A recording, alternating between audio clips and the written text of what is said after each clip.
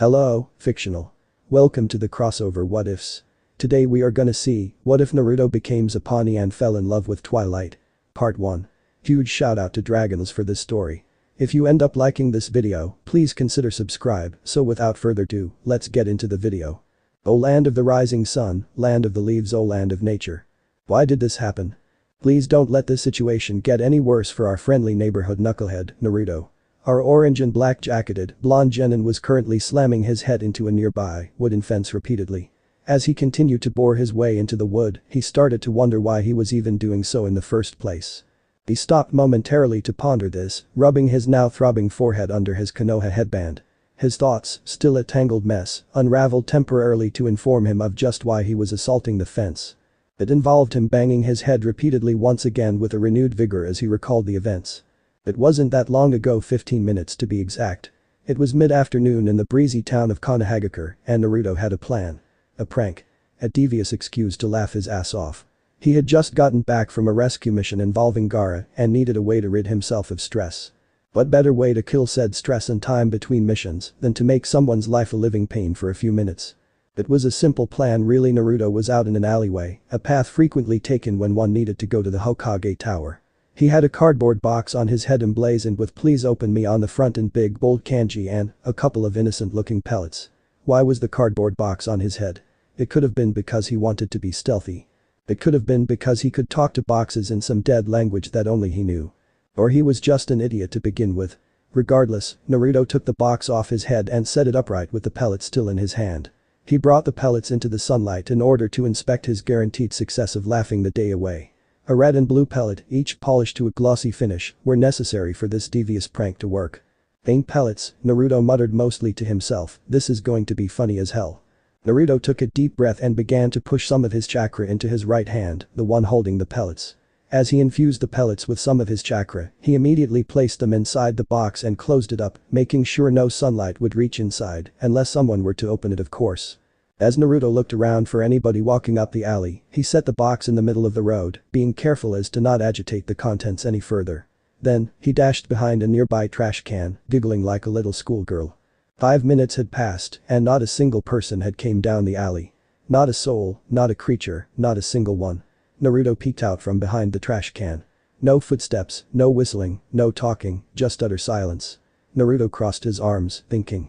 I could have sworn this was the busiest road. It's the fastest way to the tower, right? He questioned himself. As he began to ponder just how strange this was, he heard footsteps approaching. He dove back down behind the trash can more out of reflex than anything else. He didn't even see who was coming up the road, but he couldn't peek out and risk of being seen. He had put more time into this prank than any other before, and he wasn't about to blow it. Naruto was silently giggling to himself, waiting for the inevitable.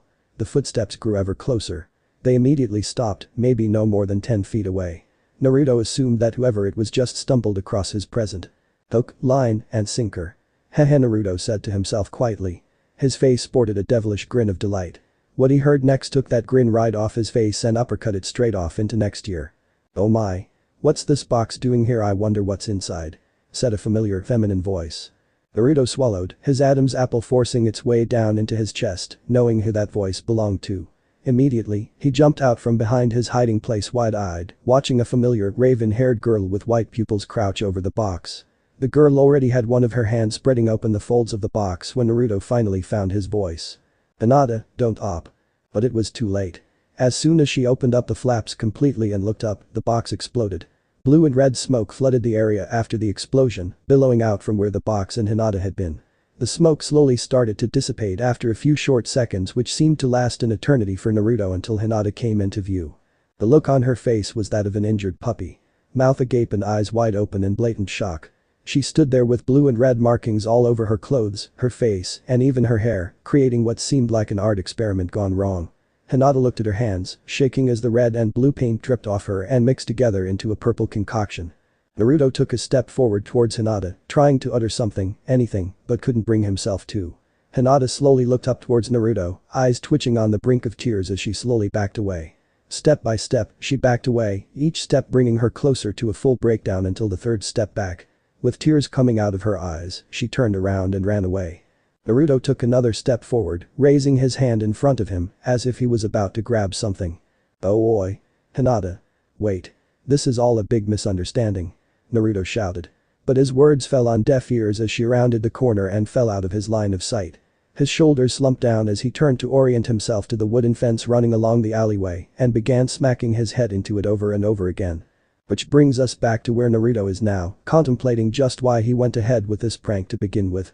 A good prank is fine once in a while, but if it involves your dear and trusted friends, especially someone as sensitive as Hinata, it turns into a very cruel joke. Many thoughts were running through Naruto's thick skull as he kept running through the situation repeatedly. Why did I do that just now? Can I reverse it? Why can't anyone take a joke and forgive you?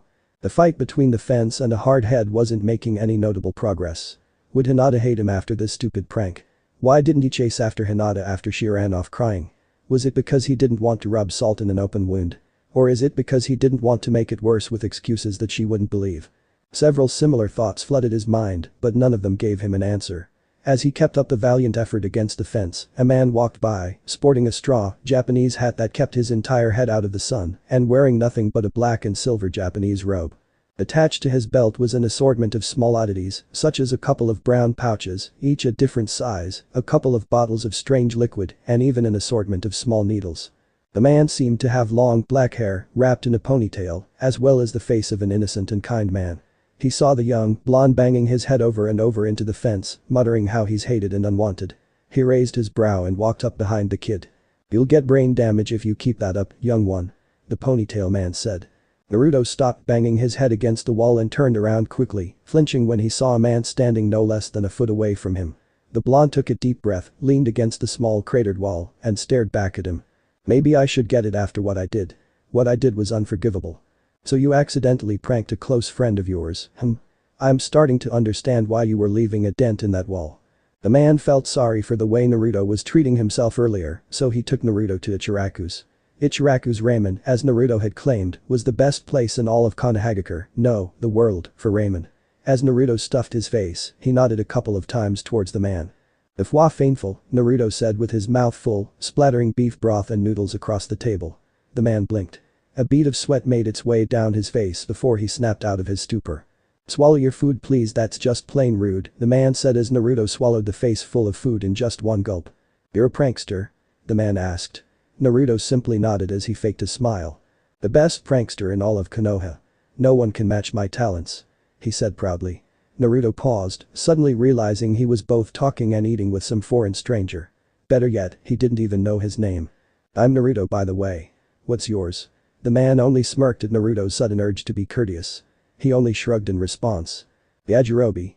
Samurai by name and alchemist by trade," Yajirobe said proudly to Naruto.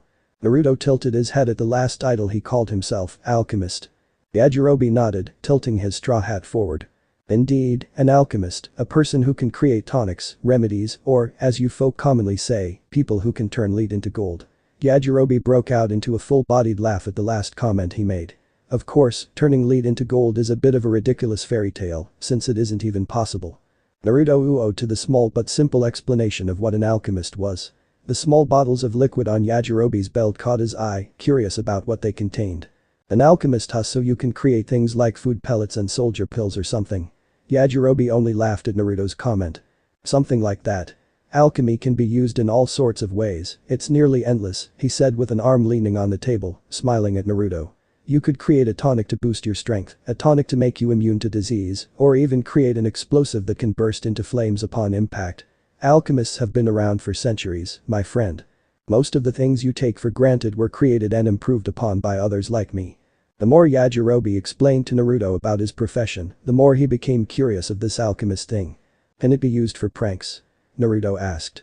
Once again the man broke out into a laugh. "I knew you were going to say that, haha." Yajirobe took a few ryo out of his pocket and placed them on the table to pay the bill. Yajirobe stood up from the table and motioned for Naruto to follow. I shall explain more as we walk. I have nothing else to do at the moment." Naruto got up with Yajirobe and began his trek towards the crowded marketplace. Several people rushed by, going from one place to another, while merchants kept advertising how their goods are better and more reasonably priced than others. It was noisy, but he could still hear Yajirobe speak clearly. "Like I said, it can be used for numerous things, including pranks. Fire bombs, for example, can be multi-purposed. You could even make something that spouts out tar, mud or even water, but then again, water in a bottle would just have the same effect as regular old water. Haha, the joke fell a little flat for Naruto, since it didn't really make that much sense. Yajirobe looked at Naruto for a moment, forcing a cough before continuing. So in short, yes. Alchemy can be used for pranks or to help for the greater good, haha. Naruto couldn't help but smile at Yajirobe's words. Learning alchemy is the only thing Naruto wanted to think about right now. Ooh. Can you teach me how to use alchemy? Naruto said while hopping up and down like a little schoolgirl. Yajirobe stopped, shaking his head and dashing Naruto's high hopes. A smile graced Yajirobe's face, and he tousled up the blonde's messed up hair some more. I'm only here in Konoha for one more day, however you should read up on alchemy if you wish to learn. It is not that difficult, and I'm sure you'll have a knack for it, if he said as he placed a finger on Naruto's headband. You have the persistence, patience, and motivation for it. You seem to have everything nailed down but the patience aspect. Just remember that good things come to those who wait. He stressed the last word by flicking Naruto's headband. Naruto immediately nodded, more out of reflex than complete understanding. Alchemy, the art of turning lead into gold, of combining ingredients or other such objects into one entity. It sounded magical and endless. Yajirobe couldn't help but laugh once more at Naruto's look of bewilderment and excitement. He took a small flask, in the shape of a small beaker, from his belt and grabbed a bigger bottle full of brown liquid from his carrying sack. Naruto raised an eyebrow at what he was doing, but the samurai alchemist only smiled in reply. I'd like to give you a parting gift. A memento, if you will, of this conversation we've had. This he poured what was in the bottle into the beaker, like a faucet filling up a small cup, is a potion that I've used countless times before for all those sleepless nights. It's a vitamin potion. Drink it before you sleep tonight. It'll give you the necessary nutrients and vitamins you need for a young man like yourself to stay healthy. It will even boost your mental prowess overnight, allowing you to think harder, but much more easily and quickly. I take it every day, and it's made me into what I am now, Yajirobe said with a smile and a twitch of the brow. Naruto went wide-eyed at his explanation and stared at the brown liquid inside the beaker. He couldn't believe what his ears were telling him. A potion could make him faster, stronger, and better than ever before, with almost no effort at his part. The thoughts of his future self plastered a grin all over his face. He looked back at Yajirobe in awe. Wow, Yajirobe, are you sure this must have taken a long time to create? Yajirobe gave a small chuckle at Naruto's response. The tonic is easy to make and it's my own special recipe. Don't worry about it. I've got a big bottle full of it, so I'm in no danger of running out anytime soon, Yajirobe said with a smile. He furrowed his brow at the setting sun, looking back at Naruto with his smile still. My, time flies when you're walking around town, it seems, he said as he crossed his arms, with his eyes closed as he nodded.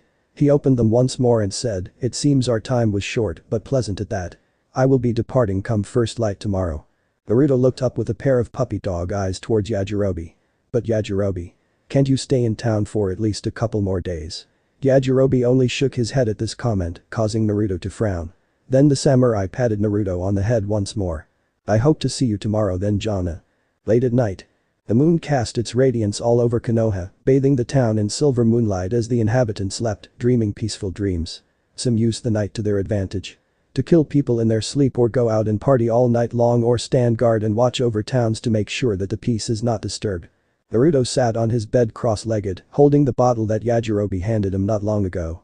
He wore his usual nighttime pajamas with his signature black hat. The brown liquid inside sloshed around as he tilted the bottle in the moonlight coming through the window. It absorbed the light completely like a sponge, making it look even darker than it did before. Some kind of vitamin and mental prowess increasing thingamabob, he said with one hand on his chin, looking at the contents. Alchemist sounds so amazing, I wonder if I could somehow learn it myself. All of the pranks I'd be able to pull. He could imagine it now, a concoction that could turn people into chickens or cows or even a bowl of ramen if he so chose. But those kinds of thoughts he shook out of his head with a smirk and giggle. Yeah, right. As if alchemy could go that far. I really doubt it, but the thought still lingered in his head. So many possibilities, so many new prospects. He couldn't wait to know more. His eyelids became almost unbearably heavy as his fatigue began to catch up. A sidewards glance at his bedside clock confirmed that it was indeed late. He shut the light off, plunging the room into semi-darkness, moonlight breaking up the darkness lightly. Naruto looked at the liquid inside the bottle once more, as if staring down an endless abyss of darkness. He shrugs to himself, popping the top off at the same time. The potion may have looked bland, but it sure didn't smell like it. But Kami, this stuff reeks. Naruto said out loud. It seems that Yajirobe may have left out a major detail concerning the smeller, heck, maybe even what it tastes like. Why didn't he tell me this stuff would smell bad? Geez, do I really have to drink this? Naruto pondered this for a moment as he gave another whiff of the stuff.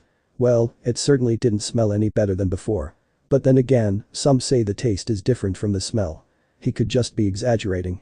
Maybe it tasted like strawberries or melons or maybe even pork ramen. His mouth twitched. That last line of thought made the mystery drink more appealing despite the smell. In the end, he manned up. Down the hatch. Placing his lips on the tip of the bottle, Naruto tipped the bottle up and slowly started to consume the brownish liquid, pinching his nose to keep the awful smell out. He blinked. It didn't taste that bad actually. It was almost like eating a potato, just in a liquefied form. A few seconds later, the entire bottle was drained and he threw it into the nearby trash bin. The smell still lingered, but at least it did taste better than it smelled. Feeling a bit satisfied it didn't make him throw up, he leapt into bed, the prospects of tomorrow all the brighter. 15 minutes later. Naruto woke up in a cold sweat. His throat was on fire. His stomach was doing belly flops in a pool of magma and his entire body ached in pain. Spasms rocked his entire body, pain tearing at every single molecule in his body both inside and out. Breathing was a whole other problem as he gripped his neck with his shaking hand, trying to get any air into his lungs. His heart thumped in his chest rapidly as his face lost color just as quickly. Even when he was experiencing an almost immeasurable amount of pain, his mind was racing through possible avenues of what in the world may be causing this. He rolled off the bed and onto the floor, curling into a ball, trying to fight through the pain. Naruto wheezed. Maybe it was something he ate. He opened his mouth and jabbed a finger at his tonsil, before bending over and vomiting all over the wooden floorboards. One thing stood out as he emptied his stomach. Blood. That's when he knew it. He was dying. He didn't know why, but he was dying. He prayed that the fox inside his body would heal whatever was trying to kill him, however, the fox didn't seem to be helping at all. He couldn't even sense the fox or even hear anything. The room started to sway and spin in nauseating circles even though he wasn't moving. Even his arms and legs were starting to feel limp and cold. Naruto's movement slowed to a crawl. He couldn't move his legs anymore. His head was twisted away from the bed, looking out over the rest of his room. His Konoha forehead protector lay on the table, facing him, as if scolding him for doing something so rash and stupid. Naruto was laid out on the hardwood floor, limbs and organs no longer responsive, his eyes bloodshot and unfocused. Naruto was dead. The evil laughter could be heard in the distance. What Naruto's lifeless corpse didn't know was that there was a spectator in his midst, watching everything that happened. A man on a nearby rooftop sat quietly as he twiddled his fingers. Foolish nine-tailed fox, I forgot to tell you one last thing about alchemy, the man in robes began as he stood up onto his 2 feet. Is that it can also create the deadliest poisons known to man. He couldn't help but widely grin at his accomplishment, disappearing off into the night. It was cold, very cold. It felt like that of a blustery winter night. It went straight through your clothes and chilled you to the very bones. That's all he could feel. Naruto could feel himself floating. He couldn't move, couldn't speak, but merely floated in the endless abyss. He could still think, but all that came to mind was the cold. The damnable cold. All he knew was that he was floating in nothingness. He didn't care. Or at least, he couldn't, with all his feelings sucked away from him. He was a nothing, a complete and utter nothing. At least, that's what he assumed until he stopped floating and fell onto something really hard. Suddenly, Naruto could think, feel, and even see. But he couldn't see himself. Try as he might, he couldn't see any limb or part of his body. All he could see was a trail of white where his feet should be. Naruto was confused at this turn of events. Where was he? Then, something happened. A brief flash of shadowy light exploded in front of Naruto. He couldn't squint, for he had no eyes, or eyelids for that matter. He just simply took in the sight for what it was, a black-robed thing. His robes were torn from place to place, with a black hood covering his face entirely. Bony fingers, bony feet, and a huge tome rested in his bony hands. If Naruto could piss himself in horror, he would, but he was still nothing but a bunch of white smoke. Stupid smoke. The bony, robed figure slowly walked towards Naruto, taking his book out from under his arm. He opened it absently, as if this was just a normal part of his day, and mumbled quietly to himself. Naruto letter N yes, here we go, the bony figure said in a deep dark baritone voice. It would shake anyone to the bone, ba bump dump ching, if one would ever hear it. He pointed his right index finger at a seemingly random spot inside his book. Page 490,558,693,948,586. Naruto Uzumaki, age 16 or was it 17? Damn accountants, using erasers and such to change one's information, the figure muttered to himself. They don't make my job easy anymore like it was ages ago, so many deaths, yet it was much more efficient HRM. Naruto could only stand there as the bony man looked up the information in his dusty old tome. The bony man only shrugged in frustration. Ah, well, whatever.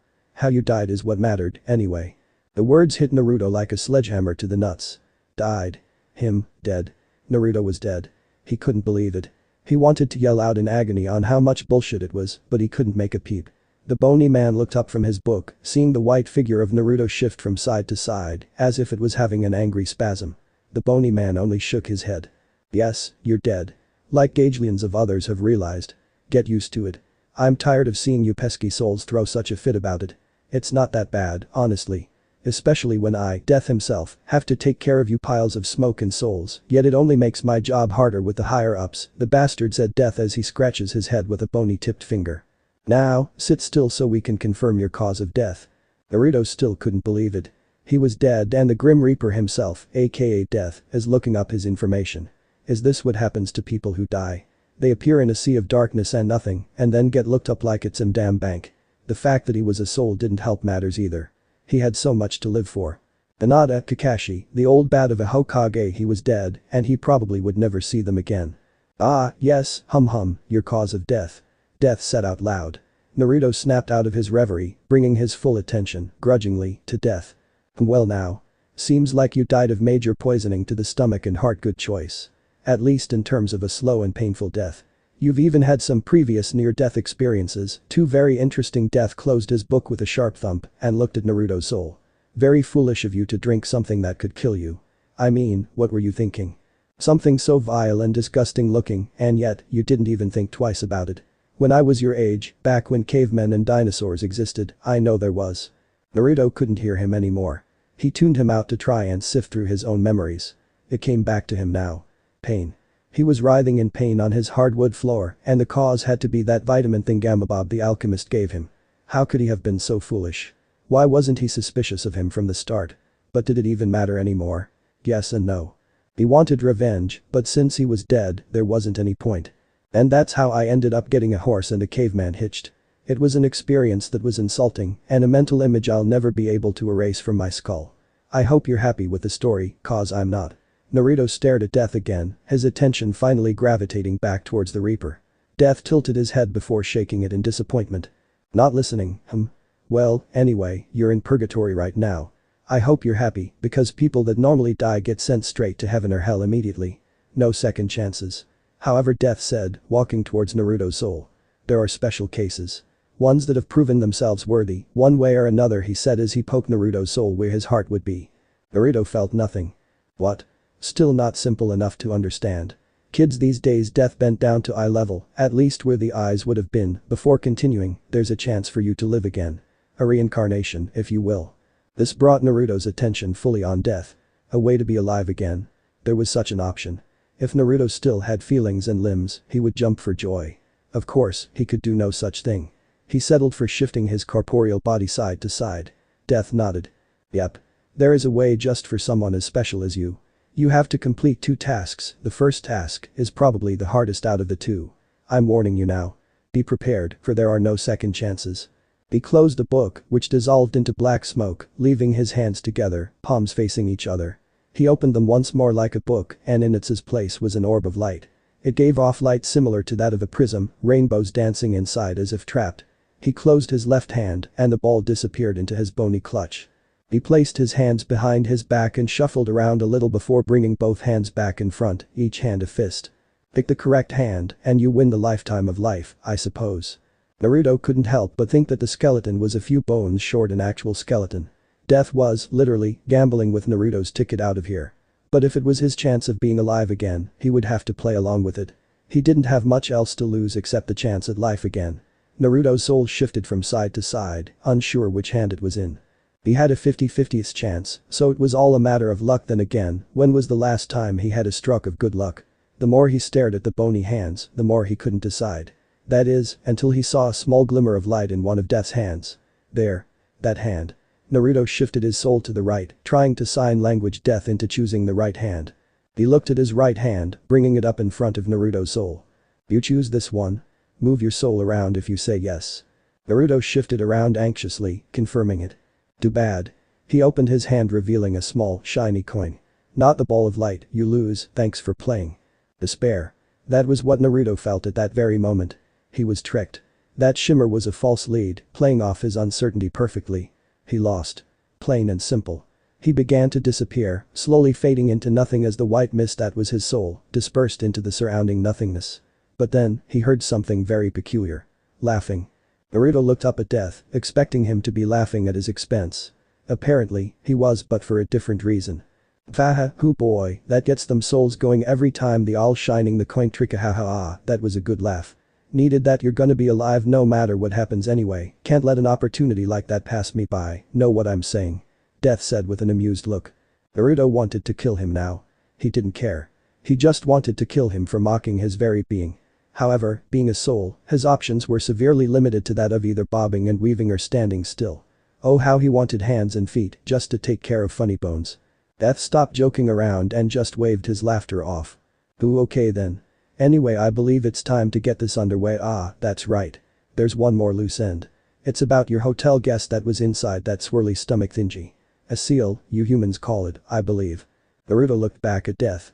He knew about the nine-tailed beast. Wait, that's right. If Naruto died, then the nine-tailed beast would be dead as well, because the beast was connected with Naruto to begin with. Right. Well, as you can probably imagine, he's dead. You're dead, so he's dead, as I'm sure you've figured out. His soul went off to some creature hell, or something like that. We, at the Human Embassy of Death Affairs, don't account for creatures. You can see he's not here with you, and such like that. However, Death paused for a moment, summoning that book of his back with a snap of his fingers, before continuing in a merrier tone. It seems that some of his soul has mixed in with yours, which means an essence of him is still inside you somewhere. I do not know the consequences of it still being with you, but I suggest caution, otherwise kid, you're a vacant hotel. You're free. Out of jail, all better in the hospital, no one poking you in the butt with a stick or being someone's sexual SL. He was going on and on and on, trying to describe the situation as much as possible. Naruto just stared at a space above his right shoulder, waiting for him to finally stop. Or a dog on a chain, or a stripper bound by a contract, or a rapist who doesn't know what the hell he's doing, or Death realized he was running his bony jaw off as he listed off so many things by now. He shook his head, clearing his throat to grab Naruto's attention. Anyway, in short, you're your own person now. Naruto felt both happy and sad at the same time. He was finally rid of the fox, but at what cost?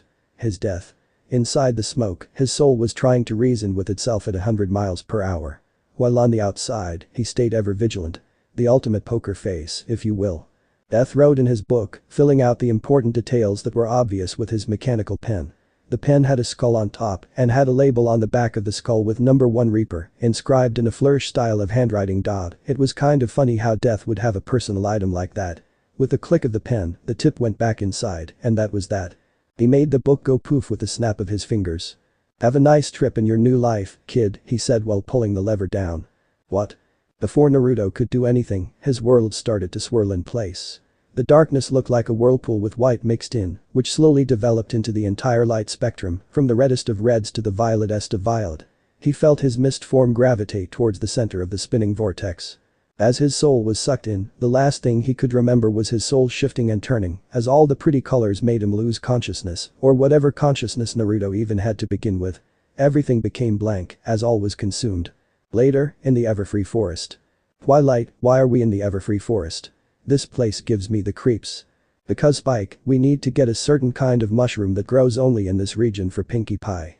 But does it have to be somewhere this creepy? And a land with a very loud explosion. The earth shook around a particular purple pony's hooves and her baby dragon's feet, the explosion no more than a few pony lengths in front of her.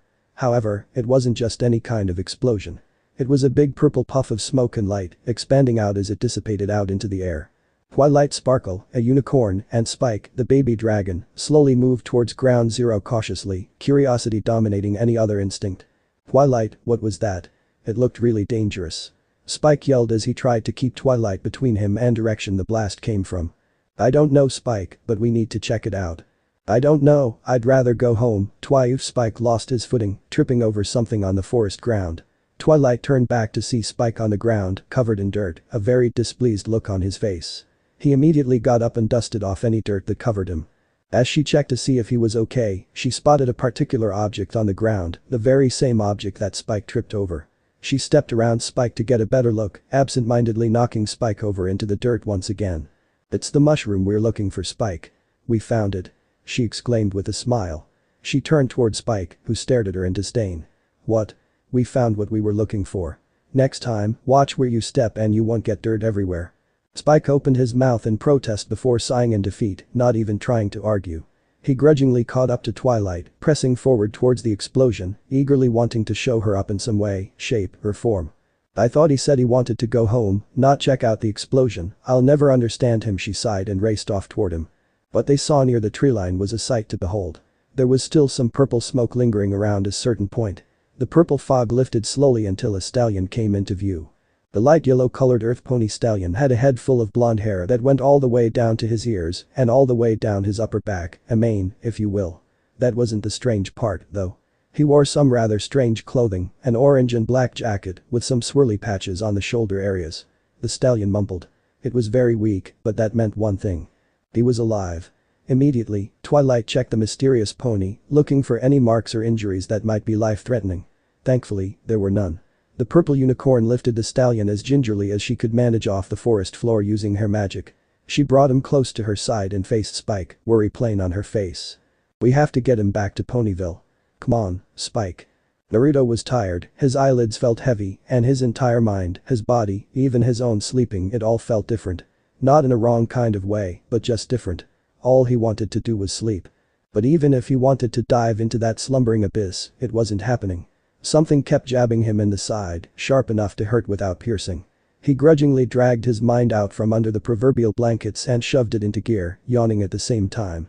He opened his eyes, trying to make sense of who or what was taking away from his sleep. Everything in his surroundings looked blurry and vague, like looking into a mirror after a hot shower. Blinking more rapidly, his surroundings became clearer. Bookshelves full of books, and more books. It looked like he was in a study, or maybe a library, or just a storage room. He blinked a few more times, still trying to fully wake himself up, when the poking began again. "Hey, you awake, big guy? You alright?" Naruto flinched, not expecting the voice to be inches away from his ear. It sounded childlike. He turned his head towards the voice and froze. Whatever stood next to him was covered in purple scales and had sharp green eyes. Its underbelly, however, was green, but still had the telltale scales covering the rest of its body. What seemed to be green fins stuck out at regular intervals, starting from the top of its head, ending at the tip of its tail. A lizard then, Naruto thought, but a weird one at that. Naruto blinked a few times, slightly freaked out by the lizard's appearance, but tried to remain calm, attempting to control his irregular breathing and heart rate. This was not the first time he had talked to sentient animals. "Who are you? Some kind of lizard thing?" Naruto asked. The purple lizard tilted his head, hearing an unknown language. It held its chin, as if in thought, before sitting down next to the bed. "Wait, say that again." "Didn't catch that the first time," the lizard said, cupping an ear with his hand. This time it was Naruto's turn to tilt his head in confusion. What was the lizard saying? He couldn't understand a single word. Not a single one of it was Japanese. Or maybe he's just losing his mind from all that sleep he had. He decided to say something just to make sure. I didn't catch that, what did you say?" Naruto asked. The lizard raised a brow as he just shook his head and crossed his arms. "Oh boy, language barrier," the lizard said. He stood up from Naruto's side. Let's see, the lizard started using his fingers. He pointed at Naruto then down at the ground below him. Naruto looked at the ground and then looked back up at the lizard. "It's telling me to stay put then," he thought. He hesitantly nodded, hoping that that was what the lizard wanted him to do. It smiled back, revealing 2 rows of razor-sharp white teeth, before running out the door. Naruto just shook his head. Where was he and why did that lizard speak a language he's never heard before? From what he could tell, the lizard couldn't understand him either, so he was in quite a position. He didn't know where he was nor speak the native language. His only form of contact was with that of a purple lizard. He scratched his head in confusion, only to realize his scratch confused him even more. He felt something hard and rough. He paused. He was using his hand, right? He blinked a few times, not wanting to know what was scratching his head, but he needed to. He slowly brought his hand in front of his face, only to see it wasn't a hand, but a round, circular stub. A horse's hoof, to be exact. Naruto raised both his brows as he twisted his hoof around, examining it closely. He brought his other hand up, and it, too, was a hoof. The color in his face slowly drained away as he lifted up the covers to see what else had changed. This was all a trick, some extremely elaborate genjutsu it had to be. He thought. He was still wearing his jacket, but that was where any familiarity ended. His lower end had also morphed into that of a horse, complete with a fox-like tail, swaying slightly by itself. Getting out of the bed proved to be an intense challenge as he became entangled in the sheets before hitting the floor with a solid thump. Extricating himself from the mess was just as hard due to the lack of fingers or opposable thumbs, but given time, he managed. In the corner of the room stood a tall mirror that was taller than he was. He stumbled over to it before freezing in place.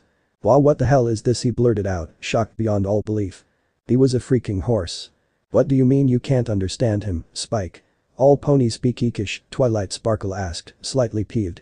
She was busy reading a book before her assistant barreled into her room, interrupting the peaceful quiet she was thoroughly enjoying. Then again, she did ask him to let him know when their mystery pony awoke. "No, not a word, he keeps saying a bunch of gibberish that I've never heard before," Spike said, scratching his head. "It's really weird, I never heard anything like it." "Well, what did he say?" He said something like Nandato and Naniga. It sounds like a sandwich or something." "I don't know." Twilight Sparkle closed her book and sighed. None of those words sounded familiar to her either. It was a long trek finding the mushroom for Pinkie Pie, and then, to top it all off, she found a mysterious earth pony at the entrance to the Everfree. What piqued her interest was just why in Equestria would a pony be hanging around the Everfree forest to begin with? Dangerous monsters lurked just within its borders.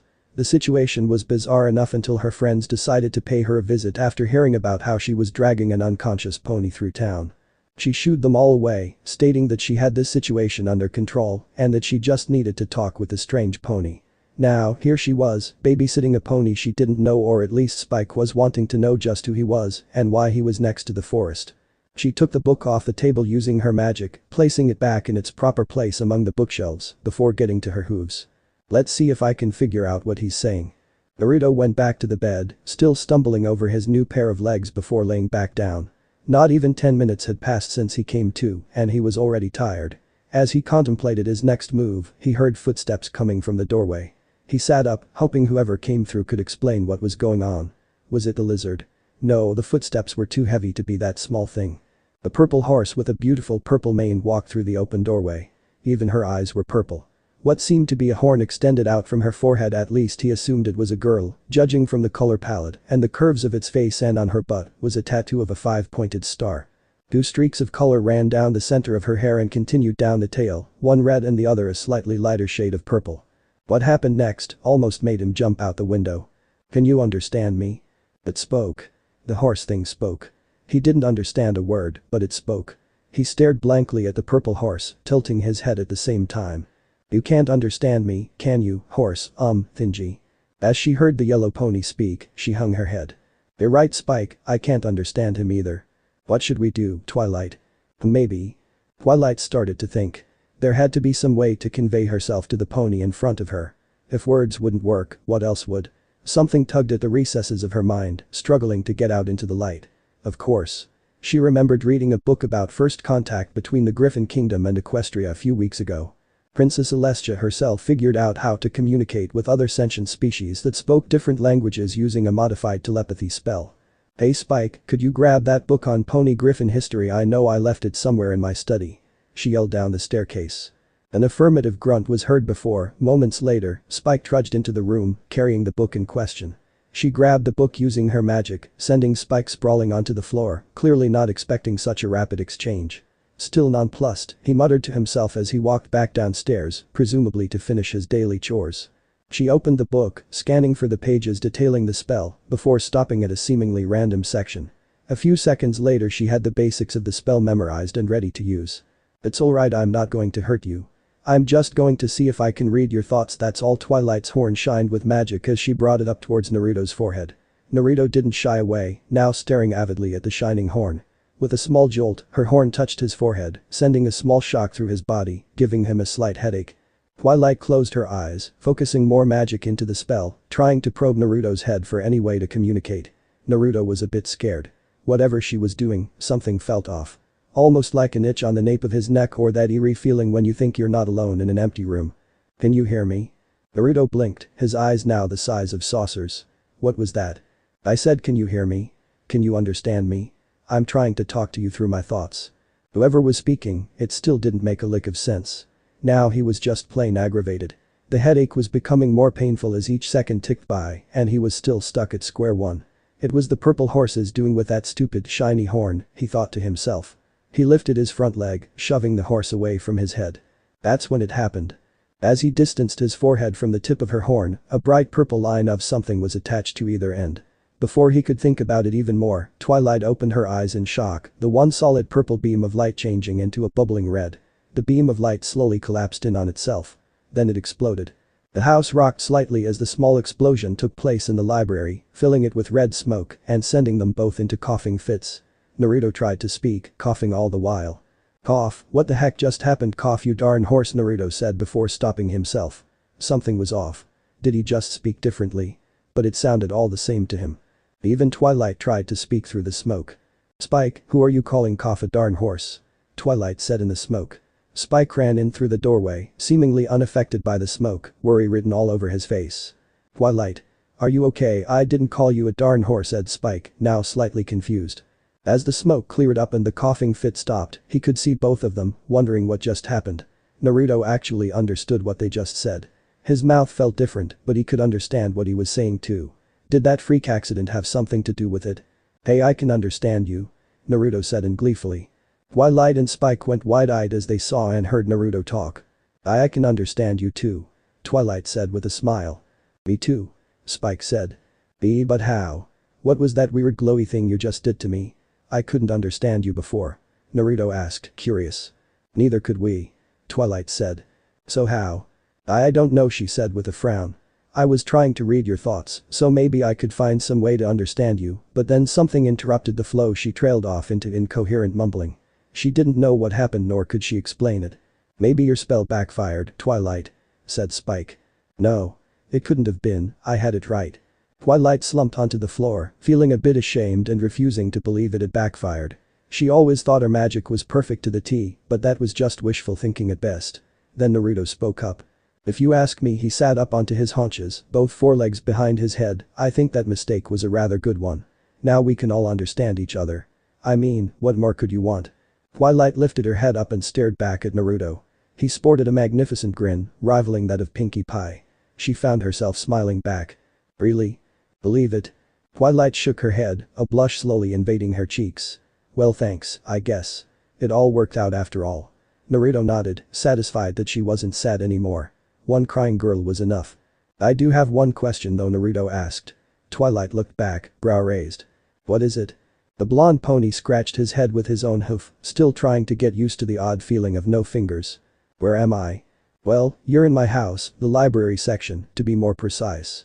You know, full of books, novels, and poetry amongst other things. I mean, where else could you be? Twilight giggled. Naruto scratched his head with a hoof. He paused, bringing it back down in front of his face to get a good long look at it. The feeling still threw him off. It made him nervous. So, he was in the library. Made sense, but that wasn't what he wanted to know. Actually, that's not what I meant. What was your name again? Naruto asked, slightly embarrassed. Twilight smiled. Oh, I'm sorry, I haven't even introduced myself yet. I'm Twilight Sparkle, she said as she put a hoof on the lizard's head, and while we're on introductions, this here is Spike, my #1 assistant.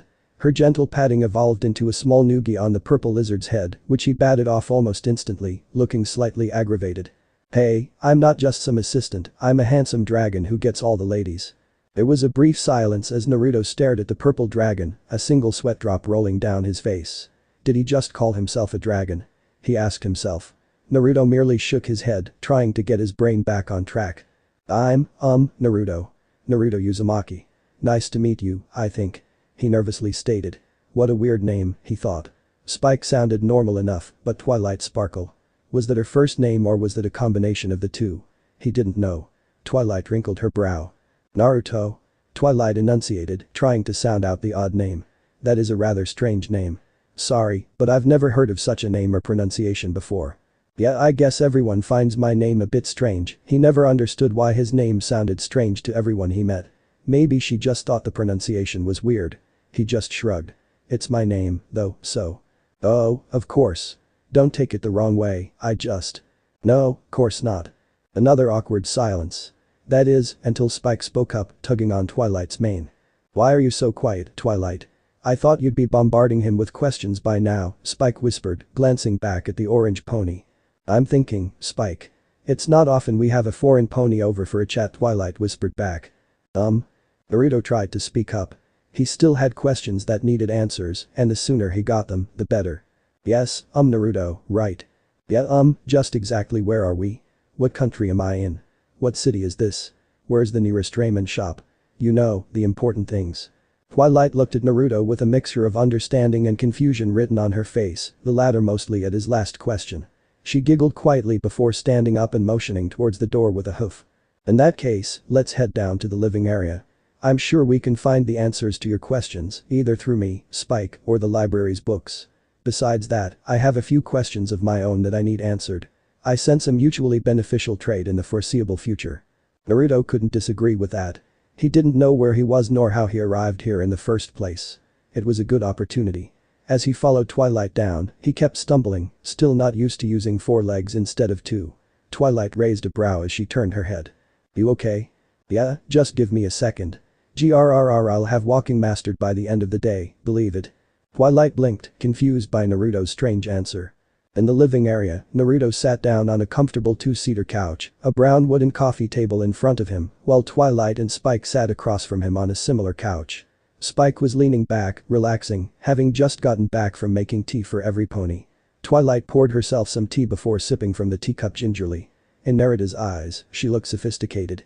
The times he dealt with sophisticated people had been far and few between, mostly having dealt with nobles and royalty. The clatter of teaware brought his attention back to the present.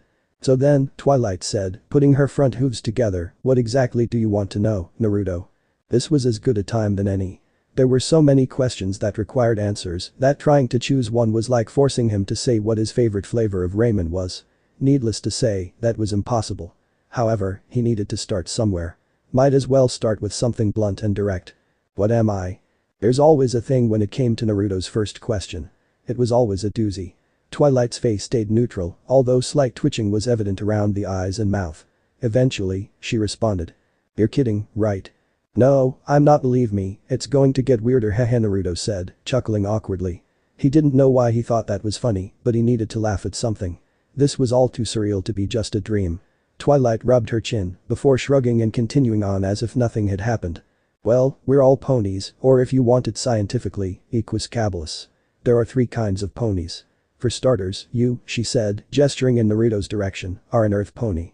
Out of the 3 species, you are most in tune with the earth and nature. Now I'm a unicorn, as you can see by my horn. Twilight tapped her horn with a hoof a few times for emphasis. You at least know what a unicorn is, right? Naruto nodded. Indeed, he had heard of a unicorn before, at least in fairy tales. He used to sneak into the bookstore now and again to read. That is, unless he was being pelted with rocks and slander by the other villagers for being a Jinchuriki. Those were dark times for Naruto. Very dark times.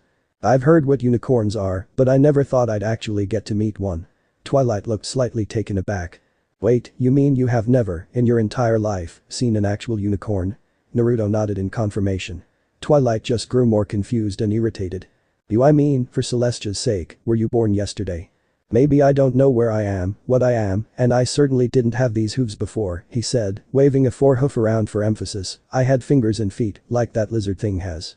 He pointed at Spike, who straightened up and pounded his chest with a clawed fist. Hey buddy. I ain't no lizard thing. I am a dragon. Try calling me a lizard one more time, I dare you. Geez, calm down. Big baby, Naruto said with a smirk. Spike simply looked at him with scorn, picking up a piece of random paper and setting it alight in front of Naruto's eyes. Naruto looked at the pile of ash at Spike's feet, gulping, before saying, who can breathe fire at will? Twilight's head spun at Naruto's answers. The only pony who confused her to such a level was Pinkie Pie. Even then, it was Pinkie Pie. Her crazy shenanigans were extremely frustrating to figure out. Even her bipedical skills proved useless against the force that was the pink menace. She chalked up everything involving the pink pony to just Pinkie Pie being Pinkie Pie. No explanation necessary, but for a rather normal earth pony. She leaned forward, placing her hoof on Naruto's forehead, trying to see if he was delirious from a fever. It made Naruto flinch, apparently not expecting physical contact. Twilight furrowed her brow, trying to feel for anything out of the ordinary. Are you sure you're alright? Fever? Headache? Nausea? No, I'm fine. Naruto waved her hoof off of his forehead, but as he did, he realized what bugged him about the touch. His Konoha forehead protector was missing. He looked around frantically, hoping to see a glimmer of steel anywhere in the room. Twilight, was I wearing a headband with a plate of metal on the front? Naruto asked. Twilight widened her eyes, as if discovering something previously undiscovered. Yes. That's right. Your headband. Spike, you know where it is, don't you? Could you go grab it from my study? She said as she nudged Spike with her hoof. Me? Why? He grumbled back in response. I need to talk to Naruto more. You're not doing anything else after all, are you? Spike grudgingly nodded back. I'm relaxing on the couch. It's more important. No, it's not. Go grab the headband, Spike. Defeated, Spike got off the couch and started the march up the stairs to her private study. He mumbled under his breath, mostly incoherent with a few tidbits about how much of a slave driver Twilight was. Naruto just snickered to himself, enjoying Spike's annoyed reaction. Twilight coughed forcefully, grabbing Naruto's attention once again. Right then. While he does that, let's continue where we left off. You said before that you don't know where you are, right? He nodded. Well, obviously you're in my house. It's a big library of books, but it doubles as my home. We're not actually in the official library section, but the books here are of my own personal collection. I love to read, she said, stretching her arms out to emphasize the amount of books in this room alone. She brought her hooves down before placing them under her chin. Right now, you're in Ponyville, located in the land of Equestria. Princess Celestia rules over this land, along with her sister, Princess Luna. Not only ponies live in Equestria. Diamond dogs, griffins, dragons, and others inhabit the land. Anything else? Naruto couldn't help it. He just stared at Twilight, jaw slack and halfway to the floor. Had he just walked into a fairy tale? He had to ask one more question, at the very least. How high exactly was he? Yet, he couldn't bring himself to ask, still dumbstruck at Twilight's brief summary. It felt like he was dreaming. A dream that he couldn't force himself to wake up from. Twilight frowned, disbelief all over Naruto's face. She got up off the couch and motioned for Naruto to join her by the window. Maybe a visual aid is in order. Come here and look outside. Naruto got up from the couch and followed her to a glass-pane window. She got up on her hind hooves and pushed opening both sides of window. A cool breeze brought fresh air into the library, its cool touch making him shiver slightly. Twilight looked at him curiously before nodding with her head outside, inviting him to take a look. He took a calming breath, preparing him for what he was about to see, before sticking his head out the window. He almost immediately fell back on his ass, simply dumbfounded. He closed his eyes while shaking his head, trying to process what he just saw. I'm hallucinating, I've finally gone crazy, he thought. He decided to take a gander one more time, just to double check. Outside, it was a clear, sunny afternoon. He could see people, no, horses all around, or ponies as Twilight had said, going about their everyday lives. He saw one sky blue pony in a heated argument with a merchant over what seemed to be cherries. A little further away, two ponies were chatting about something apparently humorous as they burst out giggling and laughing a second later. Below, a big red stallion pulled a cart laden with apples, chatting with a smaller pony with a red bow in its hair as they moved down the road. A bright pink pony caught his eye, bouncing around as though she just swallowed a handful of soldier pills, and then some. Were all these ponies so damn colorful? Naruto slowly backed away from the window, shaking his head with his eyes closed, trying to wake himself up from this technicolor dream. But no, it was all real, and he was stuck in it. Stuck forever in this world of the unknown. Everything he worked for in his original world, everyone he met, all of his friends meant nothing anymore, but wait, that reminded him. How did I even get here to begin with? Twilight raised a brow at his sudden question. You don't know. Spike and I found you near the Everfree Forest. What's the Everfree Forest? You're kidding, right? Naruto shook his head. Twilight sighed, rolling her eyes, before continuing. You know, the Everfree Forest. Dangerous place. Tons of monsters that gobble up anything and everything. Clouds form on their own. Plants and animals grow by themselves. We found you sprawled out on the ground, unconscious, by the entrance. There was an explosion and purple smoke everywhere. Weird, now that I think about it, even if it was in the Everfree. His headache came back, thumping away at his brain with a hammer. This was too much. Too much to take in all at once. He needed time to straighten out his thoughts and figure out his priorities. Twilight sparkle. Can I have a few moments to myself? I need to think about this, all of this, it's simply overwhelming. Twilight simply nodded. Of course, Naruto, take all the time you need. If what you say is true, then this must be a lot to take in all at once. If I was in your hooves right now, I'd have been freaking out a long time ago. Besides, I need some time to think about this as well. She proceeded out the door, muttering to herself. What's taking Spike so long? I swear, if I catch him eating some of my mint chocolate chip ice cream again. Her voice trailed off as she left the room, leaving Naruto to wallow in his thoughts. Equestria. Ponies. Unicorns. Ponyville stuff that would fit right in a fantasy book, and he was living in it. Hell, even he had been turned into one too. He tried to remember his last few days in the Land of Fire. He thought back to when he had arrived in Konoha after a grueling escort mission. Yajirobe came to the forefront of his memories, him and that straw hat of his. This situation was caused by him teasing Naruto about alchemy, giving him that vitamin potion, lying about how it would help him. Everything was a lie. What did it get him? A one-way ticket to the next life. His last memory was of excruciating pain and something flat, hard, and cold. No, wait. It was fuzzy, but he could recall something else. A black-robed person, going on about how he was dead, giving him a new life, and something about marrying a caveman and a horse. He face-hoofed, feeling very disturbed at what he just recalled.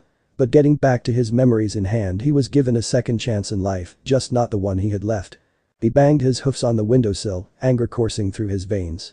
If he was going to be given a second chance in life, it should have been in his own world, not this world full of magic and ponies.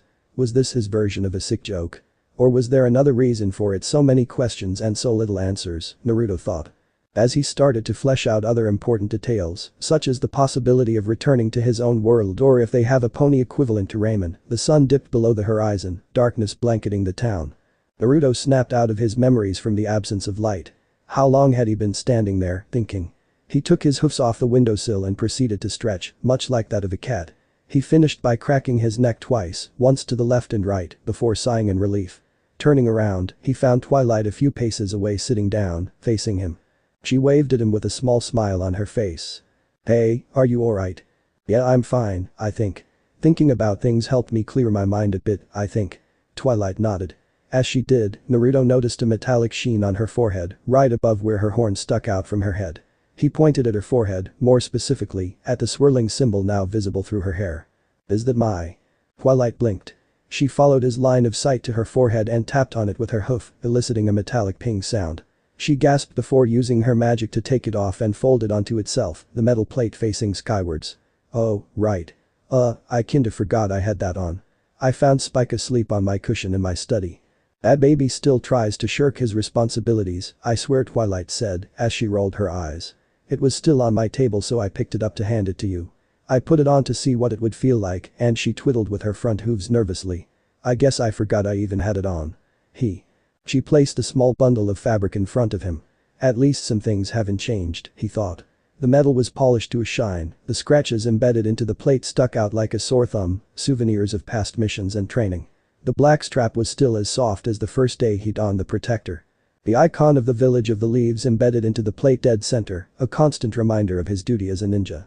He couldn't help but smile weakly at it, knowing that he probably would never see his home again, stuck in this world, or his friends ever again. Regardless, it was a part of him. A part which he would never ever give up. Reaching out with his hoof, he tried to grab the headband, only to realize halfway there that he lacked opposable thumbs. He furrowed his brow and then lifted his other hoof to help pick it up, only to fall flat on his face when his frontal support disappeared. He rubbed his nose in pain, irritation at his new body growing bigger. Twilight was dumbfounded. It really did look like he was born yesterday. She stared at him a few moments more before lending him a helping hoof. She levitated the headband onto Naruto's forehead. Still not being used to the sight of magic, he froze, his eyes watching the protector float onto his head. She wrapped the headband around his head and tied a firm knot in the back. Naruto closed his eyes and placed a hoof on his forehead, the solid weight easing away some unknown tension. He felt more complete now. This headband took him into many successful battles back in his own world. This headband that he received from Iruka-sensei all so long ago. He took a deep breath and exhaled, opening his eyes once more. "Thank you, Twilight Sparkle," Naruto said, smiling. Twilight merely smiled back. "You're welcome, Naruto." "Oh," and dropped the sparkle. "My friends just call me Twilight." "Well, feel free to keep calling me Naruto then." Haha, it only took a little chuckle for the tension in the room to finally break, making them both laugh well on into the night. Since Naruto had nowhere to go for the night, Twilight graciously offered him her spare guest room. Naruto didn't want to intrude, but Twilight insisted. Having a pony with no knowledge of the outside world wandering around at night was stupid to say the least. Naruto couldn't believe this show of hospitality. Anyone else would have just tossed him out like the demon he was. As Naruto fell into the clutches of dreamland, Twilight stared at his sleeping form. Despite the confusion and weirdness of this particular pony, she couldn't help but find him somewhat cute. Especially that fox-like tail of his and those whisker marks on his face. The things she could do with O by Celestia. What was she thinking? She merely shook her head as she retreated off to her own study. In her study, Spike was organizing all the books she used from her last study spree. As she walked in, Spike turned around, books in one hand, the other with a handful of scrolls. Took you long enough, Twilight. You think you could lighten up on the study binges twice a week? I've re-shelved the entire study at least 5 times this week. Spike placed the books on the shelves and shoved the scrolls into a bin labeled in progress. You feeling alright, Twilight? Your face is a little red. What? No, I'm fine. Nothing wrong here. Nope. How well if you say so. Anything else you need done before I hit the sack? My blank key is calling my name. Oh. Spike, take a letter. We need to let Princess Celestia know about this. I might as well include this with my friendship report. Spike merely nodded, pulling out a scroll, quill and inkwell before looking back at Twilight. Twilight took a deep breath as she said. Dear Princess Celestia. It has come to my attention that when it comes to helping someone in need, no matter how strange or confused they are, it is always right to help them out in their time of need, always going as far as making sure they are safe and comfortable. I have found a strange and odd pony near the Everfree Forest. He's unlike any other pony I've ever seen before. It's as though he wasn't born a pony. My first thought was amnesia, but I've ruled that out from our conversations with each other. I am hoping to hear from you soon about this matter. Your faithful student. Twilight Sparkle. P.S. He seems to have a fox-like tail, if that helps at all. As Spike finished the letter, he rolled it up and set the quill back into his pouch. A second later, the scroll went up in green flames, the smoke traveling out the open window and into the night sky. Twilight walked over to the window and looked in the direction of Canterlot, its bright lights visible through the dark despite the distance. I hope she can help, she always has. In Canterlot, more specifically in the royal castle of the princesses, a white alicorn lay next to a crackling fireplace, trying to fight off the night chills ever so prevalent in the castle. Sporting a majestic multicolored mane that moved as if caught by a slow underwater current, Princess Celestia was relaxing after another hard day's work. She closed her eyes, enjoying the warmth the fire gave her, before a slight popping noise caught her attention. She opened her eyes to find a scroll bearing the mark of her pupil lying on the floor in front of her. A delightful smile grew on her face. After a long day's work, hearing from her pupil on her studies on friendship and such was a treat. She picked up a scroll and unraveled it in front of her, the fire illuminating the entire paper. As she progressed through the letter, Twilight's mention of this strange foreign pony piqued her interest. There's always a first time for everything, she thought. What she found most peculiar about this pony was that he had a tail like a fox. This was something she would follow very closely for the time being. Twilight sat on one of her sofas, an open fiction novel levitating in front of her. Every couple of minutes, she would flip the page using her magic, seemingly engrossed in the book. Out of the corner of her eye, she noticed Spike making his way through the library, feather duster in hand, dusting off any surfaces. She lowered her book slightly. Spike, stop spreading dust everywhere. All you're doing is just agitating it. Spike stopped dusting, turned to face her, and crossed both arms. His pink apron really stood out when he folded his arms, the words "Number 1 Assistant" in plain view. Well, excuse me, princess. This feather duster isn't a dust vacuum, it's a duster. How else am I going to get all this dust cleared away? Spike asked, slightly annoyed. She merely rolled her eyes, emitting an ugh sound, before returning her attention to the book in front of her. As if on cue, a crashing noise came from the stairway, quickly growing in volume. She sat up with a start as she saw some pony tumble down the steps. A flash of blonde hair caught her eye as the yellow object hit the floor with a sickening thud. The blonde sat up slowly while shaking his head, trying to regain his bearings. Darn it, it's even harder to walk on steps like this, the blonde said. Twilight put her book down and trotted over to him before offering a hoof. Naruto, are you alright? Asked Twilight. Naruto looked up at Twilight and nodded, placing his hoof on hers to help himself back up. He stretched out each leg before cracking his neck 2 times, once right and once left. I'm good, these steps are nothing, he said as he turned around to face the steps, pointing at them with a hoof. You hear that, steps? You haven't defeated me yet. I will beat you someday, believe it. Twilight's face went from that of concern to confusion almost instantly. She blinked a couple of times and smiled. Well, you're certainly more energetic than you were yesterday. I'm glad to see that. Naruto turned towards Twilight sporting a sheepish grin. He certainly did feel better after all that thinking and a good night's rest. It wasn't very often he was shown such hospitality, even in his own world. That line of thought brought something very important to the forefront of his mind. By the way, Twilight, this place is called Ponyville, right? That's right, she replied with a firm nod. Any interesting places around here then? I mean, Naruto started. He gestured at the room with a free hoof. Your home is pretty cool, so I'm really curious to see what it's like on the outside too. Twilight blushed slightly from the compliment. Well duh, of course. There are lots of things to show you in Ponyville. Are you still up for that tour I mentioned last night? Naruto nodded and Twilight smiled once more. Great. Twilight was about to walk out the door with Naruto in tow until she turned to look at Spike. She eyed the purple dragon carefully, watching as he went about his cleaning duties and reorganization of unshelved books. She frowned, mostly due to the fact that he was taking longer than normal to finish. This room better be clean when I get back, Spike. If it is, I might throw in a red diamond for dessert tonight. Twilight said. The dragon froze when he heard her say red diamond and found himself drooling almost uncontrollably. If anyone appreciated jewels, Spike definitely did. Well, at least his stomach did. He snapped out of his daydream of ice cream and jewels before snapping into a militaristic salute. You can count on me, Twilight. Naruto and Twilight found themselves walking down the main street of Ponyville, a cool breeze whisking past them, bringing with a plethora of different smells. Flowers and freshly baked bread were the most dominant in the air. Ponies were out and about, some idly standing around enjoying the great day, while others were in a rush to get to where they were going. Rustic houses and small gardens lined the street, each garden filled with vegetables, flowers, or a dazzling combination of both. They passed by what seemed to be the market area. Market stalls stuffed to the brim with a bunch of different goods lined the square, each with a pony advertising their own goods. Ponies meandered around stall to stall picking up what they wanted, their wallets slowly growing emptier. From first glance, it was a pretty prosperous town, reminding him of the ones he passed through when he traveled through his world. It made him slightly homesick, but he would get used to it eventually. Twilight noticed Naruto's expression and stopped walking. Is something wrong, Naruto? Twilight asked. Naruto stopped as well and looked at her. Oh, nothing. It's just I didn't notice before, but the air here it's so clean and fresh and it feels peaceful here. Naruto said. Twilight tilted her head at this, but still gave a cheery smile. Well, feel free to breathe whatever air is around. It's not going anywhere soon, she giggled. This made Naruto chuckle. As he did, a small gurgling sound came from Naruto's stomach. He looked down embarrassed as he scratched his head with his hoof. Hey, guess Mr. Hungry down there doesn't like the fact I haven't eaten since yesterday, he said with a sheepish smile. Any place to grab a bite to eat around here? I'm starving.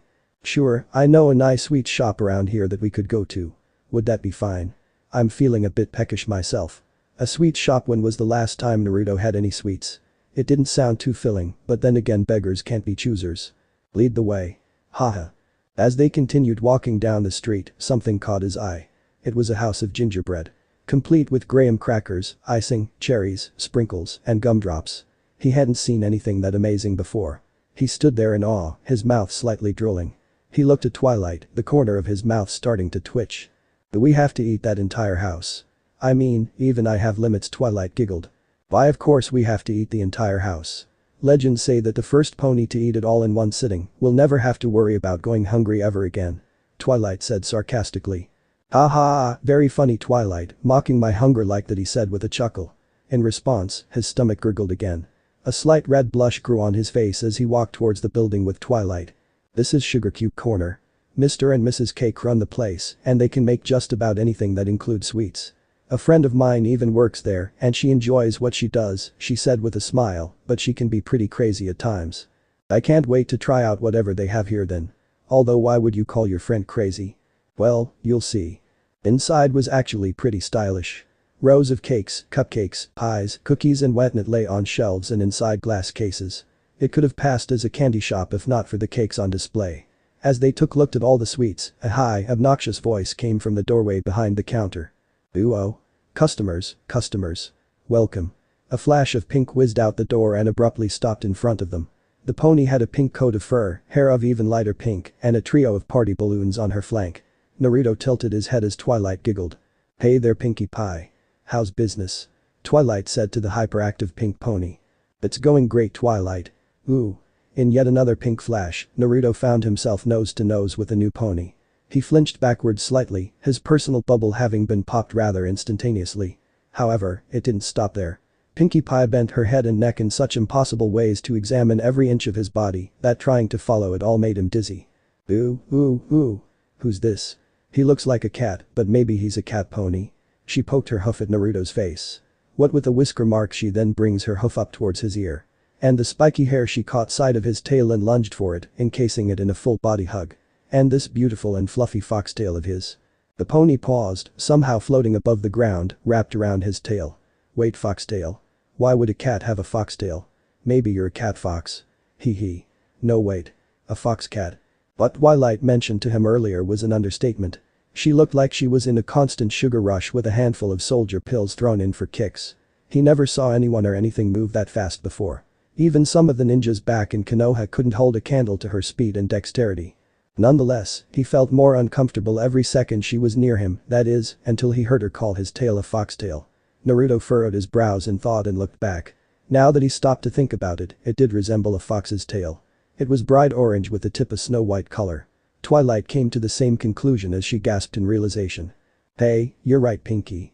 I've never seen a tail like this on a pony before, she said as she leaned in for a closer look. I wonder why I didn't notice it before. Apparently, ponies have no sense of the term personal space, as she also latched onto his tail. But it looks so cute. Naruto grit his teeth trying to stay calm. Their touching of his tail sent weird sensations up his spine. It felt extremely weird and invasive. He tried to flick his tail away from the two ponies, but had trouble at first. Trying to control an extra limb you've suddenly acquired takes deliberate thought and concentration, something that he lacked almost entirely. However, his tail complied and the mares just awed as it moved through the air. Personal space, he said, elaborating each word with a hoof stomp on the ground. Anyway, what's so strange about my tail? He didn't know why he had this tail, but he had a feeling they wouldn't know how he got it either, so he just played it off. So I have a tail like this. I'm sure others have similar tails, right? I don't think so. I know Rarity in Ponyville, she said, darting off towards Naruto's tail once more to resume her crusade over its fluff. And I don't know a Nippony here that has such a tail as yours. Especially with it being so fluffy. She started pressing against it once more and cooed. Naruto flicked his tail away again, the weird tingling sensation from being touched still hanging around. Can we just get our food and go, Twilight? Twilight looked abashed, bringing up a huff to cover her mouth. Oh, right. Of course. Pinkie Pie, you can adore his tail some other time. Naruto squinted at her from that comment, as if Twilight forgot she adored his tail too, but we'd like to buy some of your cake, if you don't mind. Pinkie's eyes widened in glee. Ooh. I didn't know you two came here to buy some sweets. Well, what do you and Whiskers want to eat? Naruto placed his hoof at his nose, as if trying to pinch the base of it, but since he had no fingers, it looked like he fasahoofed instead. My name is Naruto, not Whiskers, alright. Pinkie Pie tilted her head, her mouth in an O shape. Naruto? Sounds like a piece of candy, or maybe a sandwich, or actually, maybe it sounds like a cat. For the love of Celestia, can we just purchase a couple of cherry pastries? Twilight interrupted with a shout. Naruto bit into a cherry pastry he had in one hoof, which he learned to curl his forehoof around. It proved to be a challenge as he was still adapting to this new body and its four legs. At least he wasn't falling over every other step now, but that was with 4 legs to support him. With the pastry taking up a leg, the other 3 had to compensate for the fourth's absence. Thankfully, nothing major happened concerning the ground and his face. The crunchy yet moist bread gave way to the delectable cherry filling inside as he took bite after savory bite. Naruto smiled, enjoying every morsel of the pastry to its utmost fullest. As they walked, Naruto started up some small talk to pass the time. I had no idea that Pink Pony would be so crazy. It's like she's in an indefinite sugar rush without the crash. Oh, don't worry about it. That's just Pinkie Pie being Pinkie Pie. She's always like that. Well, alright. As they walked, a rather exquisite-looking building came into view. It was just as colorful, if not more so, than its neighbors, but that wasn't what caught his eye. It resembled something like a carousel out of a noble's festival than an actual building. If not for the door and windows, he would have thought it was actually a real carousel.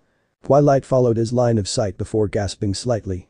Oh, you've never been to Rarity's boutique here before, have you? Naruto shook his head at Twilight's question. Well, let me show you the place.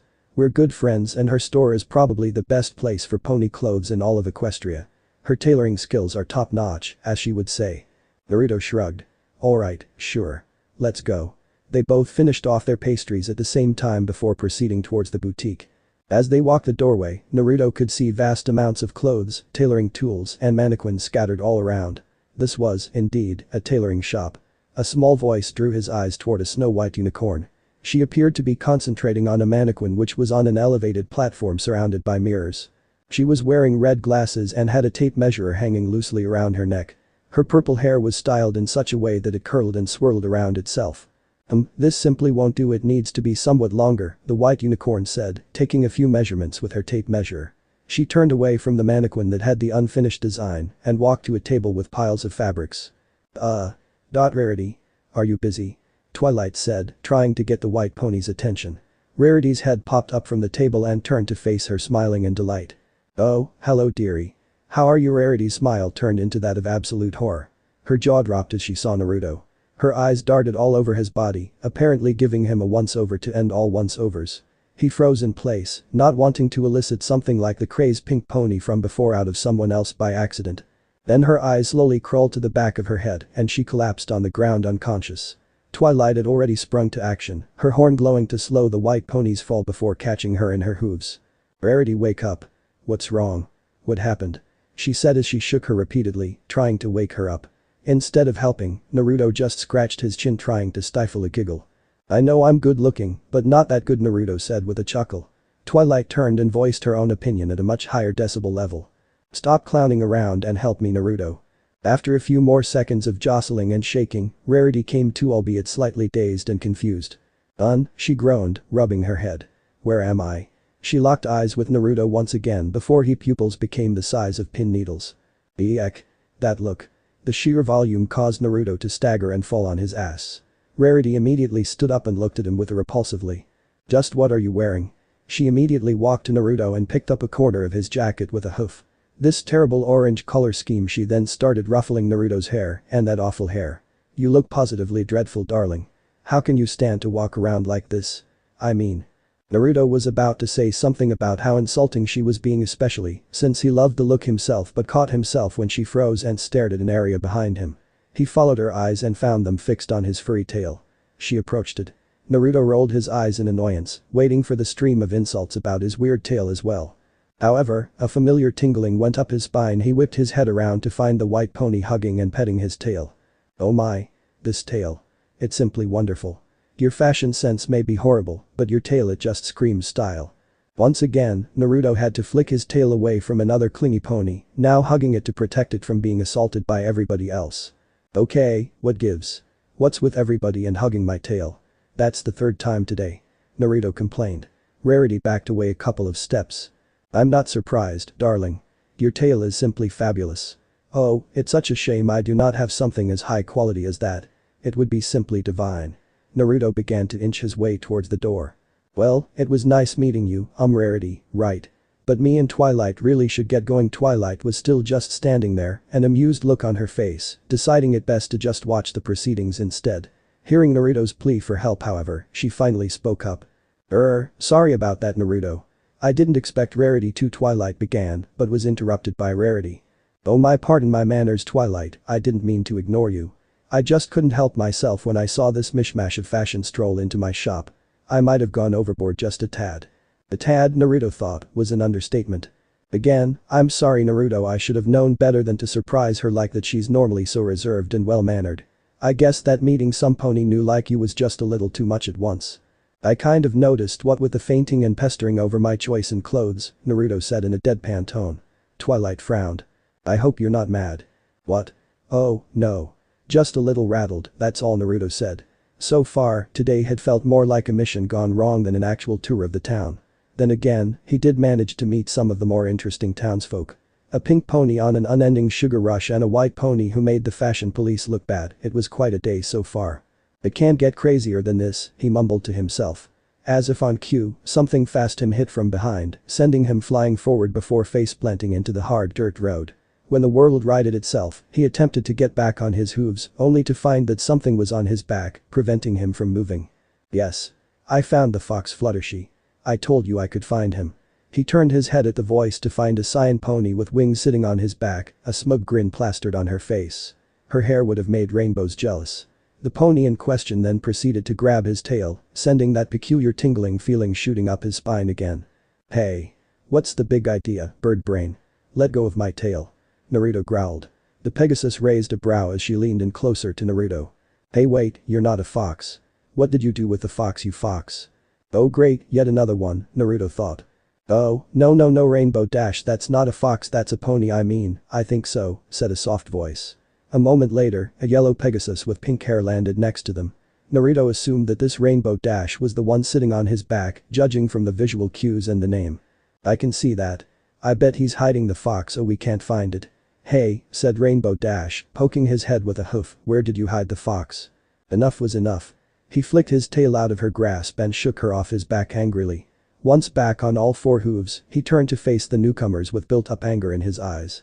Can't I go more than 2 minutes without being assaulted by random ponies? First it was a pony going all sugarushed at me, then it was a pony mocking my fashion sense, and now he said, glaring at the blue Pegasus, it's a blind four-legged excuse for a pony you can't even tell apart a pony from a fox.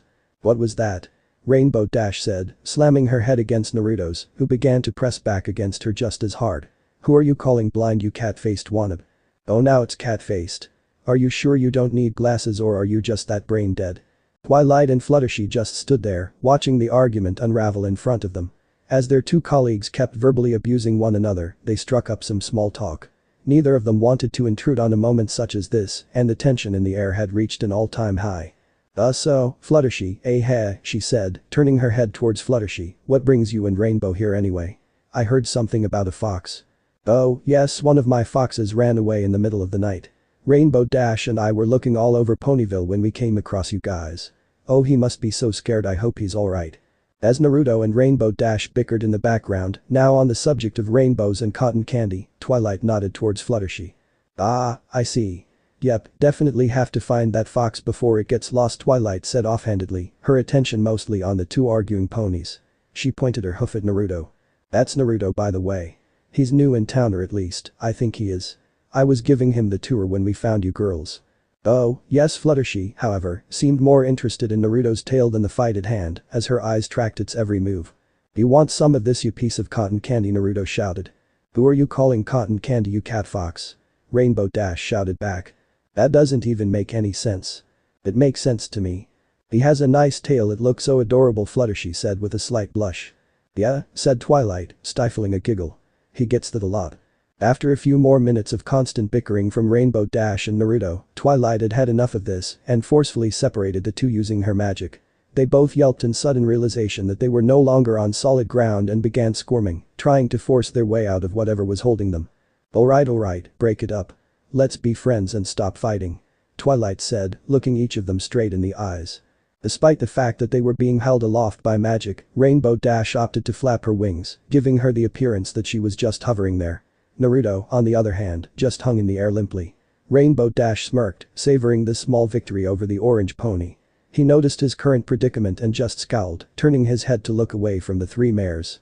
HMPH, fine. My mouth is tired from shouting so much. So is mine. They both latched onto each other with icy glares until Twilight walked between them. Look, can't you two just shake hoofs and be done with it? This isn't a proper introduction at all. She said, releasing them from her telekinetic grip. Rainbow Dash and Naruto looked at each other once again, still staring. Naruto squinted, and so did Dash. Second after agonizing second passed by, neither wanting to be the first to back down. Finally, Naruto took the high road and broke the stair first, turning his head down. I guess we got off on the wrong hoof. He raised a hoof. Name's Naruto. What's your name? Rainbow smirked at Naruto as if his name was the funniest thing she had heard all day.